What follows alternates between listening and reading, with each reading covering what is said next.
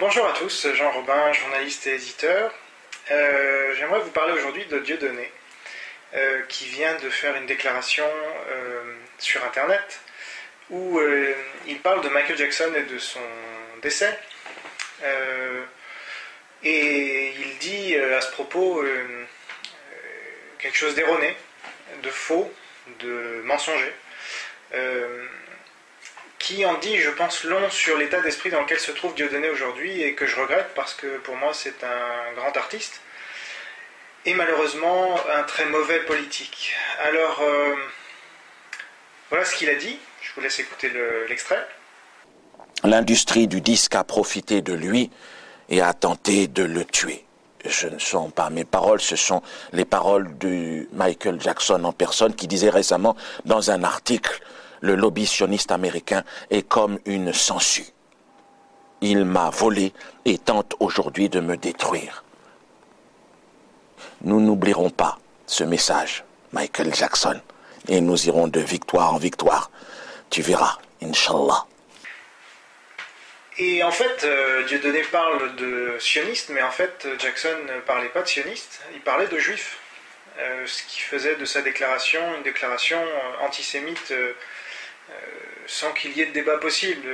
Quand on parle de complot juif et de juifs qui sucent le sang, je pense qu'il ne doit pas y avoir de débat sur le fait que cette phrase soit antisémite ou pas. Voilà, elle l'est. Et moi, mon rôle en tant que journaliste, c'est de faire émerger, sinon la vérité, au moins les vérités, puisqu'il y en a toujours plusieurs. Et cette vérité est souvent cachée, ou ces vérités sont souvent cachées sous des amas d'informations, de désinformation, et donc notre rôle est de plus en plus avec Internet, la surinformation, les médias dans tous les sens, c'est, je pense, l'avenir du journalisme, c'est de faire le tri de l'information, de rapprocher certaines déclarations d'autres, sans chercher forcément à donner raison à certains et à avoir raison d'autres. Parce que c'est la définition d'Alain Finkielkraut lui-même, être proche des faits et loin des systèmes de pensée. Et la force de cette déclaration d'Alain Finkielkraut, c'est qu'elle peut se retourner contre lui-même quand lui-même commet des erreurs, et même contre moi et contre tout le monde. En fait, on commet tous des erreurs. Après, il y a une notion de sincérité ou d'insincérité qui est intéressante de regarder. Et c'est ce que j'ai essayé de faire dans ce livre, hein, que je remonte parce qu'aucun média n'en parle, donc c'est toujours intéressant. Donc le livre sur Alain Finkielkraut, il y a beaucoup de choses qui m'ont été reprochées dans ce livre, mais notamment une, c'est de dire « Ah, comment oses-tu parler de Dieudonné ? Il ne faut pas lui faire de publicité, etc. » Or, il se trouve que Dieudonné est la personne dont Finkielkraut a le plus parlé depuis 5 ans. Donc j'aurais considéré cela comme une faute que de ne pas parler de lui dans ce livre. Mais on m'a dit, mais oui, mais tu en parles, et en plus tu reconnais que Alain Finkielkraut se trompe, voire commet des mensonges au sujet de Dieudonné. Oui, c'est pas parce que j'ai plutôt une tendresse pour Alain Finkielkraut que je dois me départir de cette très belle maxime d'être proche des faits et loin des systèmes de pensée. Donc quand Finkielkraut dit n'importe quoi au sujet de Dieudonné, comme le fait qu'il aurait dit que les sionistes auraient inoculé le sida en Afrique, c'est ce que dit Finkielkraut à propos de Dieudonné, je suis désolé, c'est faux. Donc je le dis, et je le démontre. Et aujourd'hui, quand Dieudonné dit que Jackson a dit que c'était le lobby sioniste aux États-Unis qui lui avait sucé le sang ou je sais pas quoi, c'est faux. Jackson a dit que c'était les Juifs.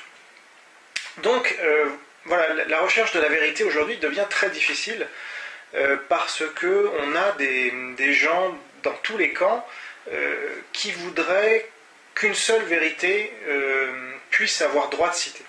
Et ça, je pense que c'est la fin de la démocratie, de l'esprit critique, de la liberté de penser, puisque, après tout, ce qui compte, ce sont les faits. Peu importe les gens. Moi, je ne souhaite pas tresser des lauriers ni aux uns ni aux autres, et pas plus les enterrer parce qu'ils seraient humoristes ou hommes d'État. Mais moi, ce qui m'intéresse, c'est, je pense que ça devrait intéresser beaucoup de gens, c'est de comprendre un peu ce qui se passe et de voir pourquoi certaines personnes réagissent en mentant, soit par omission, soit carrément, comme vient de le faire Dieudonné ou comme l'a fait Finkielkraut au sujet de Dieudonné. Et ce qui était intéressant au sujet de Finkielkraut, c'est que lui-même le reprochait aux gens qui faisaient ces mensonges au sujet de Renaud Camus. Et donc j'ai trouvé le rapprochement très intéressant, et s'il n'y avait qu'une seule partie de mon livre à garder, ça serait celle-là. Parce que Dieudonné en fait révèle beaucoup de choses au sujet d'Alain Finkielkraut, comme il révèle aussi beaucoup de choses sur la société française. Et c'est ça qui m'a intéressé. Et parce que voilà, mes contradicteurs ont un problème quand même, ils n'arrivent pas à savoir où est Jean Robin. Alors, est-ce qu'il est un ami de Dieudonné? Est-ce qu'il est un ami de Dantec? Est-ce qu'il est un ami de Zemmour? Ou est-ce qu'il est un ami de Soral? Ou est-ce qu'il bon, j'aimerais que ces gens-là comprennent, mais enfin, en sont-ils seulement capables, que ce qui m'intéresse, ce ne sont pas les gens, hein, ce sont leurs actes et leurs dires. Donc, quand, par exemple, Elisabeth Lévy, Alain Finkielkraut, Éric Zemmour, j'en passe et des meilleurs, ont déclaré sans arrêt que Olivier Pétré-Grenouillot avait été poursuivi en justice du fait de ses travaux historiques, et ben, moi j'ai dit partout où j'ai pu, et j'ai écrit partout où j'ai pu aussi, que c'était faux, que ce n'était pas à cause de son travail historique qu'il avait été poursuivi, mais à cause d'une de ses déclarations dans le Parisien. Et je ne savais pas pourquoi, parce que j'avais été à la conférence de presse organisée à l'Assemblée nationale par le collectif d'hommes, donc en 2005, où je m'étais fait remettre ce document-là, voilà, où il était très bien expliqué pourquoi, au nom de la loi Taubira, le collectif d'hommes entendait poursuivre Pétré-Grenouillot. Ce sont des poursuites qu'ils ont abandonnées par la suite. Mais voilà, dans ce document-là, qui était distribué encore une fois à l'Assemblée nationale, il citait notamment l'article du Parisien dans lequel Pétré-Grenouillot disait, voilà, je l'ai là, que, donc c'est un journal du dimanche du 12 juin 2005, alors je ne sais pas si je vais retrouver le passage exact, mais que la loi Taubira était une des raisons de l'antisémitisme, hein, pour vous résumer l'idée. Et que Dieudonné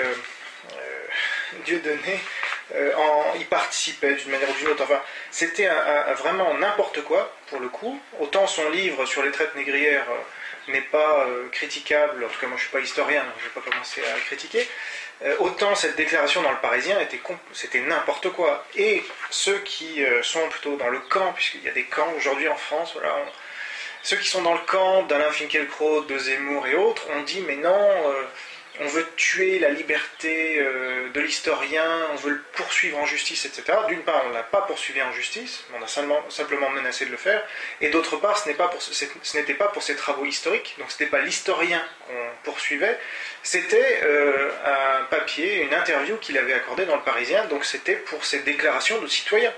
Hein, tout historien qu'il était, en disant que la loi Taubira encourageait l'antisémitisme, il n'était pas dans son rôle d'historien, mais il était dans un rôle de rhéteur qui n'a aucune légitimité pour dire ce qu'il disait. Voilà. Donc la vérité n'appartient à aucun camp. Le journaliste se doit, s'il veut être honnête, de la rechercher où qu'elle se trouve et qui qu'elle favorise, si on peut le dire ainsi. Et ceux qui préfèrent toujours présenter les faits sous le même angle ou sous la même lumière, ceux-là ne sont pas, selon moi, des journalistes. En tout cas, ils sont cachés derrière la présentation de journalistes, mais en fait, ce sont des militants politiques. Voilà. Alors, c'est très efficace dans notre société, mais il ne faut pas, je pense, tomber dans ce piège. Et le journalisme est tellement important, d'autant plus important que l'information est elle-même surabondante, qu'il ne faut pas abandonner ce travail malgré les colibets qui arrivent de partout, puisque par définition, quand on dit certaines vérités qui n'appartiennent à aucun camp, on se prend des critiques de tous les camps. Et c'est mon cas aujourd'hui. Alors on peut se dire, mais c'est plutôt louable parce que du coup on fait bien son travail, et en même temps c'est pas toujours facile. Donc voilà, c'est le genre de choses que je voulais vous dire aujourd'hui. Merci.